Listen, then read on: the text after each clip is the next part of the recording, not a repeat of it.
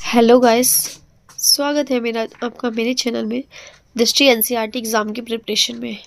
Guys हम लोग NCERT class 6 से कर रहे थे। कल हमने करा था चैप्टर नंबर 11 गुप्तोत्तर काल।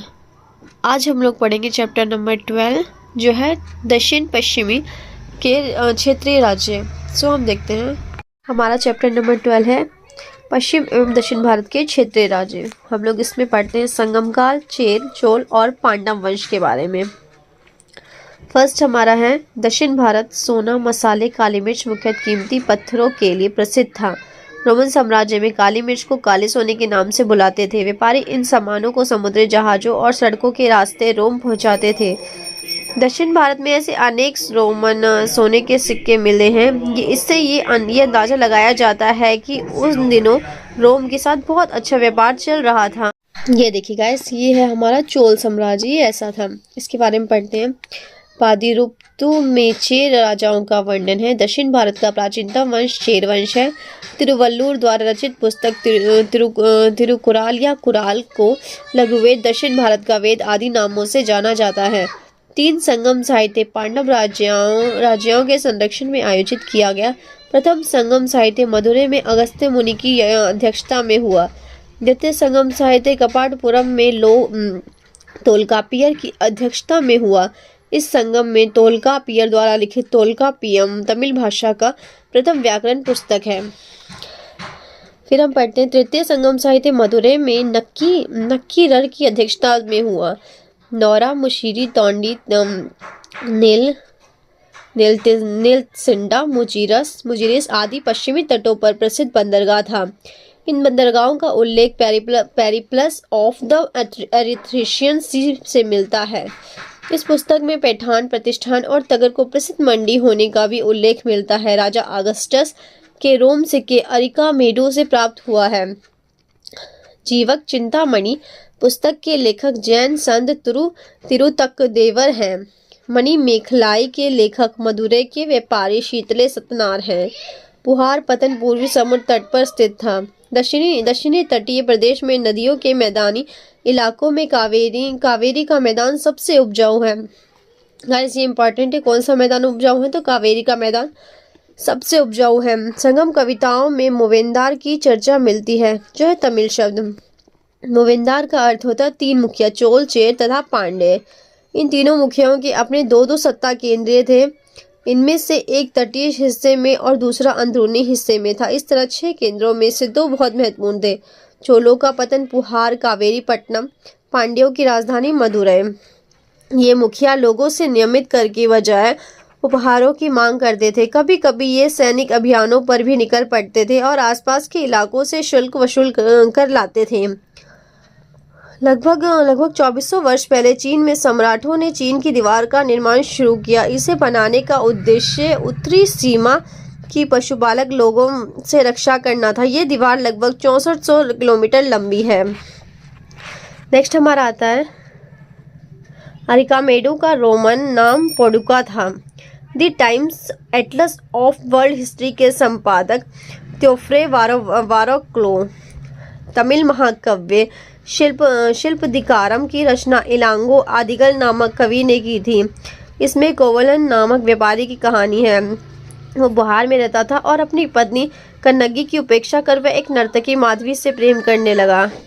बाद में कोवलन और कन्नगी दोनों बुहार छोड़कर मदुरै चले गए। वहां पांडे राजा ने नुपुर चोरी के आरोप में कोवलन को प्राणदंड दे दिया।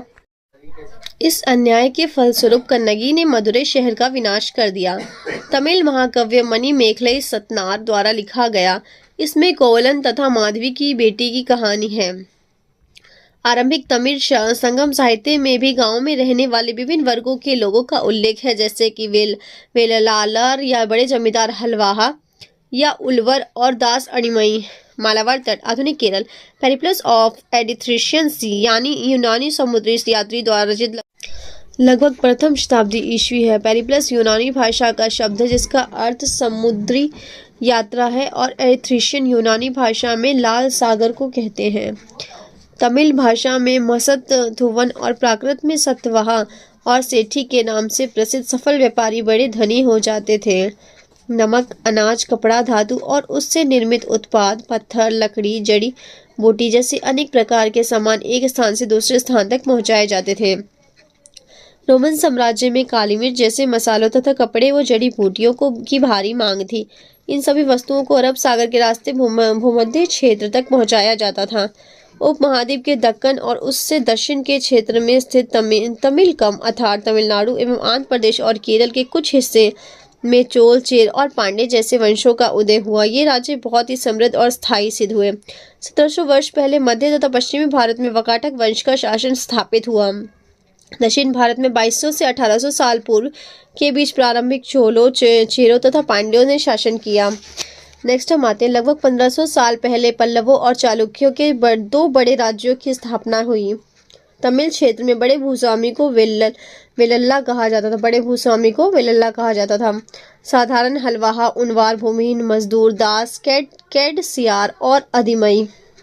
देश के उत्तरी हिस्से में गांव का प्रधान व्यक्ति ग्राम भोजक कहलाता था। अक्सर एक ही परिवार के लोग इस पद पर पीढ़ियों तक बने रहते थे, यानी यह एक आनुवंशिक पद था। ग्राम भोजक के पद पर आमतौर पर गांव का सबसे बड़ा भूस्वामी होता था। ये कभी कभी पुलिस और न्यायाधीश का काम भी करते थे। ग्राम भोजकों के अलावा अन्य स्वतंत्र कृषक भी होते थे, जिन्हें गृहपति कहते थे। छोटे भूमिहीन किसान। तमिल की प्राचीनतम रचनाओं को संगम साहित्य कहते हैं। संगम साहित्य की रचना लगभग 2000 से 2200 साल पहले हुआ। इन्हें संगम इसलिए कहा जाता था क्योंकि मदुरै के कवियों के सम्मेलन में इनका संकलन किया जाता था। नेक्स्ट हमारा आता है भरूच का यूनानी नाम बेरीगाजा। बेरीगाजा में आया शराब, तांबा, टीन, सीसा, मूंगा, पुखराज, कपड़े, सोने और चांदी के सिक्के। बेरीगाजा से निर्यात हिमालयी जड़ी बूटियां, हाथी दांत, गोमत, कॉर्निलियन, सूती कपड़ा, रेशम तथा इत्र। फिर नेक्स्ट हम पढ़ते हैं अरिकामेडु। अरिकामेडु क्या है? पुदुचेरी में लगभग 2200 से 1900 साल पहले अरिकामेडु एक पतन था। यहाँ भूमध्य सागरीय क्षेत्र के एम्फोरा जैसे पात्र मिले हैं। इनमें शराब, तेल जैसे पदार्थ रखे जा सकते थे। नेक्स्ट हमारा आता है पल्लव और चालुक्य वंश। इस काल में पल्लव और चालुक्य दक्षिण भारत के सबसे महत्वपूर्ण राजवंश थे। पल्लवों का राज्य उनकी राजधानी कांचीपुरम के आसपास के क्षेत्रों से लेकर कावेरी नदी के डेल्टा तक फैला था। चालुक्य का राज्य कृष्णा और तुंगभद्रा नदियों के बीच था। चालुक्य की राजधानी ऐहोल, वातापी या बादमी थी। ये एक प्रमुख व्यापारिक केंद्र था। धीरे धीरे एक धार्मिक केंद्र भी बन गया। पल्लव और चालुक्य की सीमा एक दूसरे का अतिक्रमण करते थे। पुलकेशिन द्वितीय सबसे प्रसिद्ध चालुक्य राजा थे। इनके बारे में उनके दरबारी कवि रवि कीर्ति द्वारा रचित ऐहोल प्रशस्ति से पता चलता है। पिछली 4 पीढ़ियों का जिक्र किया गया है, जिसमें रवि कीर्ति के अनुसार उन्होंने पूर्व तथा पश्चिम दोनों समुद्री तटीय इलाकों में अपने अभियान चलाए। पुलकेशिन द्वितीय ने पल्लव राजा महेंद्र वर्मन फर्स्ट के ऊपर भी आक्रमण किया, जिसे कांचीपुरम की दीवार के पीछे शरण लेनी पड़ी। पल्लवों और चालुक्य को अनंतः राष्ट्रकूट तथा चोल वंशों ने समाप्त कर दिया। नेक्स्ट हम करते हैं राष्ट्रकूट वंश। राष्ट्रकूट संस्थापक राष्ट्रकूट का दंतेदुर्ग। अंतिम शासक कर्क द्वितीय। राजधानी मानेखेद, शेलापुर, महाराष्ट्र। राष्ट्रकूट शासक कृष्ण प्रथम ने एलोरा के कैलाश मंदिर का निर्माण करवाया था। अब एलोरा कैलाश मंदिर का निर्माण किसने करवाया था? तो कृष्ण प्रथम। राष्ट्रकूट शासक अमोघ वर्ष ने कवि राजमार्ग की रचना की थी। 7वीं सदी आते आते उपमहाद्वीप के विभिन्न भागों में बड़े भूस्वामियों और योद्धा सरदार अस्तित्व में आ चुके थे। भारत का पत्थर काटकर बनाया गया सबसे बड़ा गुफा मंदिर कैलाश मंदिर एलोरा का है। कांची का कैलाश मंदिर का निर्माण नरसिंह वर्मन द्वितीय ने किया था। तट मंदिर, रथ मंदिर, सप्त पैगोडा का निर्माण नरसिंह वर्मन प्रथम ने करवाया। इस मंदिर का एकाश्मक मंदिर भी कहते हैं।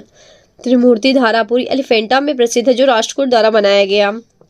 उत्तर भारत में ग्वालियर में स्थित तेली मंदिर का शिखर द्रविड़ मंदिर की तरह है। अजंता की गुफा संख्या प्रथम में पन्नपनी अवलोकितेश्वर का चित्र है। अजंता गुफा संख्या 17 को भारत में चित्रों का चित्रशाला कहा जाता है। राजा लोग प्राय उन्हें अपने मातहत या सामंत के रूप में मान्यता देते हैं। आरंभ में राष्ट्रकूट कर्नाटक के चालुक्य राज्यों के अधीनस्थ थे। 8वीं सदी के मध्य में एक राष्ट्रकूट प्रधान दंतेदुर्ग ने अपने चालुक्य स्वामी की अधीनता से इनकार कर दिया, उसे हराया और हिरण्य गर्भ शाब्दिक अर्थ सोने का गर्भ नामक एक अनुष्ठान किया। ये इंपॉर्टेंट है। हिरण्य गर्भ नामक अनुष्ठान किसने किया? तो दंतेदुर्ग ने किया। नेक्स्ट हम पढ़ते हैं चोल राजवंश। चोल पल्लवों के सामंत थे। विजयपाल ने चोल साम्राज्य की स्थापना की थी। प्रारंभिक राजधानी उरेयूर था। चोल शासक राजराज प्रथम मौलिवर्मन ने श्रीलंका के शासक महेंद्र पंचम को पराजित किया था और उत्तरी श्रीलंका पर अधिकार कर लिया। राजराज प्रथम ने तंजौर में बृहदेश्वर शिव मंदिर बनवाया था। राजेंद्र प्रथम ने गणगौंडचोल की उपाधि धारण किया था। कुलोत्तुंग प्रथम चोल चालुक्य रक्त मिश्र शासक था।